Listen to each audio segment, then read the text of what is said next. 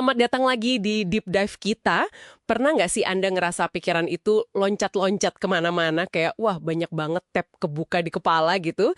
Sumber yang kita bahas kali ini, panduan soal kekuatan fokus. Wah ini relevan banget rasanya. Katanya nih, sukses itu bukan soal siduk ngerjain 1000 hal, tapi lebih ke gimana kita bisa nuntasin hal yang emang penting gitu. Betul sekali. Di zaman sekarang ya, yang serba cepat, banyak gangguan, fokus itu udah kayak, kekuatan super modern lah. Jadi, misi kita di Deep Dive kali ini yaitu, kita bedah bareng inti panduan ini. Fokus tuh sebenarnya apa sih? Kenapa kok kita gampang banget ya kehilangannya? Dan yang paling penting, gimana caranya Anda bisa melatihnya biar potensi Anda keluar maksimal? Oke, sip. Mari kita mulai dari dasar dulu deh. Apa sih definisi fokus menurut panduan ini? Kayaknya bukan sekedar merhatiin biasa gitu aja kan? Oh, jauh lebih dalam dari itu. Fokus menurut sumber ini ya, itu keterampilan. Keterampilan buat mulai ngerjain sesuatu tanpa nunda-nunda.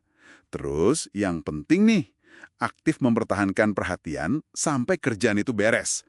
Sambil apa? Sambil sengaja ngabaikan gangguan. Aktif mempertahankan ya, bukan pasif aja. Iya, betul. Dan ini penting banget, karena fungsi kognitif kita yang paling dasar malah. Kayak kemampuan kita buat mengingat informasi penting, terus belajar hal baru, atau bahkan membuat keputusan yang bijak itu, semuanya ngandelin banget seberapa bagus kita bisa fokus. Tanpa fokus yang bagus, ya pikiran gampang lantur. Efektivitas kerja juga pasti turun kan? Masuk akal banget sih. Nah, kalau emang sepenting itu, kenapa ya kita kok sering banget gitu loh kehilangan fokus? Saya yakin nih banyak pendengar yang ngerasa, wah ini gue banget. Panduan ini nyebutin satu biang keladi besar, nunda-nunda atau prokrastinasi. Rasanya kayak ada suara di kepala gitu ya yang bilang, nanti aja lah, atau malah berharap tugasnya hilang sendiri. Akrab banget rasanya. Betul, betul. Prokrastinasi itu emang salah satu musuh utama fokus. Seringkali muncul karena kita ngerasa, kewalahan gitu sama tugasnya. Dan kalau dibiarin terus-terusan, panduan ini juga ngingetin, wah bisa bahaya. Bisa ujung-ujungnya kena burnout. Kelelahan mental, emosional, fisik yang serius itu. Tapi ada juga pencuri fokus lain yang kadang kita anggap sepele loh.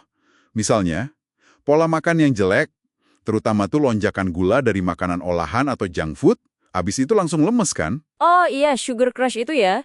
Bener banget. Nah, itu dia. Terus, kurang tidur, itu juga jelas bikin otak lemot. Dan tentu saja, lingkungan kita. Pernah kan, lagi serius kerja, ada notif bunyi di HP. Niatnya cuma lihat sedetik doang. Tahu-tahu udah 15 menit aja scrolling media sosial. Nah loh. Haha, iya. Jebakan notifikasi itu nyata banget. Oke, kita udah kenalan nih sama beberapa musuh fokus. Untungnya panduan yang Anda bagikan ini juga nawarin senjata buat ngelawan balik. Ada kerangka kerja simpel katanya, tanya apa, mengapa, dan kapan. Nah ini gimana cara kerjanya nih? Oke, jadi kerangka ini tuh ibarat filter gitu ya, buat nyaring kekacauan informasi sama tugas-tugas yang numpuk. Pertama, apa yang perlu dilakukan? Ini maksa kita buat nentuin tujuan yang jelas, spesifik.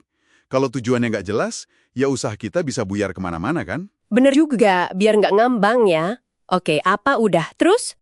Terus yang kedua, mengapa ini penting? Nah ini soal nyari alasan kuat di baliknya, motivasi intrinsik kita.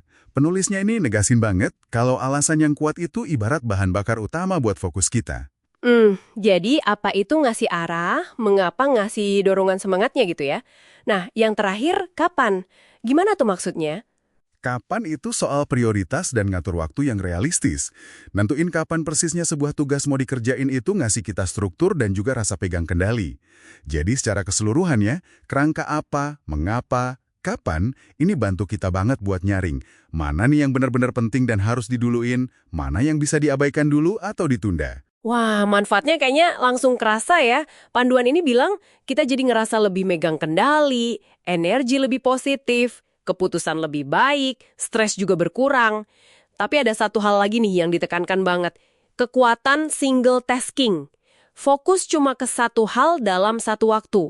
Jujur aja nih ya, di dunia kerja sekarang, bukannya kita sering dituntut buat bisa multitasking ya? Apa single tasking ini emang beneran praktis gitu? Nah, ini pertanyaan bagus banget. Panduan ini justru nantang mitos soal efisiensi multitasking itu. Meski kedengarannya kayak udah kuno ya, single tasking, benar-benar nyurahin perhatian penuh ke satu tugas aja, itu ternyata terbukti ngasilin kerjaan yang kualitasnya lebih bagus loh. Kesalahannya juga jadi lebih sedikit, dan ironisnya nih, seringkali malah lebih cepat selesainya karena kita nggak buang-buang waktu buat pindah-pindah fokus antar tugas. Tingkat keberhasilannya juga lebih tinggi. Jadi, ya meskipun tuntutan kerjaan rasanya banyak banget, milih untuk fokus ke satu hal pada satu waktu itu sebenarnya strategi yang lebih cerdas menurut bacaan ini. Wah, menarik banget ini. Jadi, ini bukan bakat bawaan lahir gitu ya, tapi lebih kayak otot yang bisa dilatih terus. Ada strategi praktis lain nggak yang disebutin buat melatih otot fokus ini? Ada beberapa. Misalnya nih, latihan mindfulness atau kesadaran penuh. Belajar buat sadar pas pikiran mulai ngelantur, terus dengan lembut balikin lagi fokusnya ke tugas yang lagi dikerjain. Terus, ngerencanain hari kita secara sadar. Jadi nggak cuma reaktif ngikutin apa yang muncul aja. Itu juga bantu banget. Bahkan disebutin juga ada alat bantu teknologi, kayak aplikasi gitu. Contohnya disebutin ada Freedom atau Noisely, buat ngeblokir gangguan digital kalau emang itu masalah utama buat Anda. Intinya sih, nyoba-nyoba aja, terus temuin kombinasi cara apa yang paling pas buat gaya kerja dan tantangan fokus Anda masing-masing. Oke, jadi kesimpulannya nih ya, fokus itu soal pilihan sadar. Milih bilang iya buat hal yang emang krusial, dan berani juga bilang enggak buat sisanya yang kurang penting. Bukan soal ngerjain lebih banyak, tapi gimana caranya ngerjain apa yang benar-benar berarti itu dengan lebih baik, lebih dalam. Tepat sekali.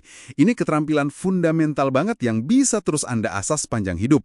Dan mungkin sebagai penutup deep dive kita kali ini ya, ada satu pertanyaan reflektif nih yang bisa Anda bawa pulang. Oke, apa tuh? Mengingat fokus itu intinya adalah soal nyaring gangguan supaya ada ruang buat yang penting, coba dipikirin, distraksi spesifik apa, mungkin satu aja, nggak usah banyak-banyak, bisa besar, bisa kecil, yang Anda bersedia untuk filter secara sadar, mulai hari ini. Supaya apa? Supaya bisa ngasih perhatian lebih ke sesuatu yang emang benar-benar berarti buat Anda. Nah, itu dia, sesuatu untuk direnungkan lebih lanjut ya.